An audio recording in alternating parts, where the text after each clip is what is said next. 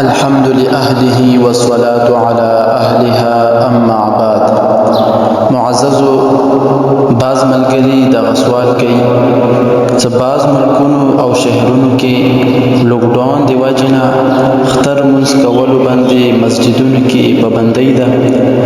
آیا موږ په کورونو کې یا په هوټلو کې خطر منځ کولی شو او کنه؟ او اختر منځ کولو لپاره څو کسان ضروری دي؟ او اختر منځ کولو طریقه څه ده؟ الجواب وبالله التوفیق.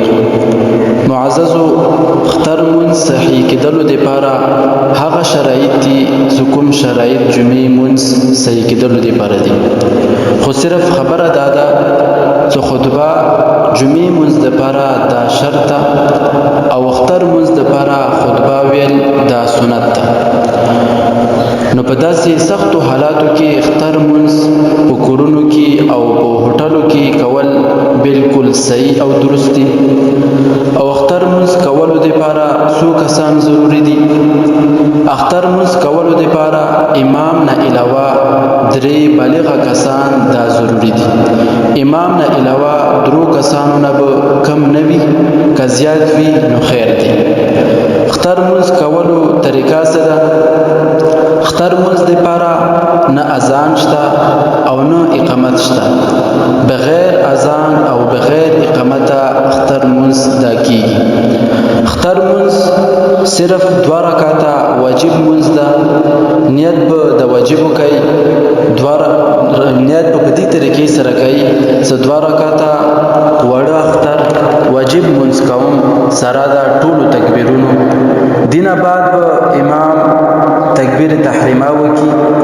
امام او مقتدیان دا بخپل لسونه غوږونو طرف ته یوسي، بیا خپل لسونه دا امام او مقتدیان دواړه خپل لسونه به نامه باندې وتړي او دینه بعد به امام او مقتدیان سبحانك اللهم وبحمدك وتبارك اسمك وتعالى جدك ولا اله غيرك دغه الفاظ بوي، دا ثنا بوي. دینه بعد به امام او مقتدیان 3 تکبیرونه وکي. تکبیرونه به په دې طریقې سره کوي چې تکبیر به وکي الله اکبر او خپل لسونه به غوږونو پورې یوسي، بیا به خپل لسونه زوړند کی، بیا به لږ وقفې نه بعد خپل لسونه بیا غوږونو طرف ته یوسي او بیا به خپل لسونه هغه زوړند کی تړي بینا.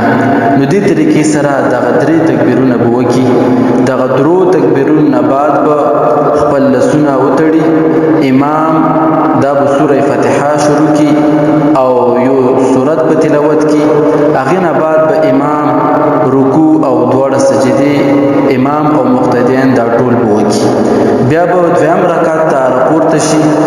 امام به سوره فاتحه او یو سورت تلاوت کی او رکوع ته تلنه نه مخکې امام او مقتدیان به یو ځل بیا د 3 تکبیرونه وکي، لکه څنګه اول رکعت کې دغه 3 تکبیرونه کړي. بیا به امام او مقتدیان رکوع او دواړه سجدي وکي. سجدونه بعد به تشهد، درود او دعا وي، بیا به دینه بعد سلام ته وکي. بس دا اختر منځ وشو. منځ نه بعد به بیا خطبه وي. کایو سړی هغه لویه خطبه یې شي نو هغه خطبه دوی، که بیا یو کس هغه لویه خطبه نشي نو اسانه خطبه دا شی ده چې اول خطبه کې به یو سورت وي چې کوم سورت دي تزداو نو هغه نه بعد به لږ شانتي کینی، بیا به دویمه خطبه ته پاتې او بیا به یو بل سورت وي چې کوم سورت دي ته اسانه طریقې سره وتللو. نو بس دا خطبه وشوله. نو په دې طریقې سره به اختر منځ دا وکي. سبیل الفلاح جلد نمبر 162، فتاوای محمودیہ جلد نمبر 8 صفحہ نمبر 415، رد المختار جلد نمبر 3 صفحہ نمبر 45. والسلام علیکم ورحمۃ اللہ وبرکاتہ.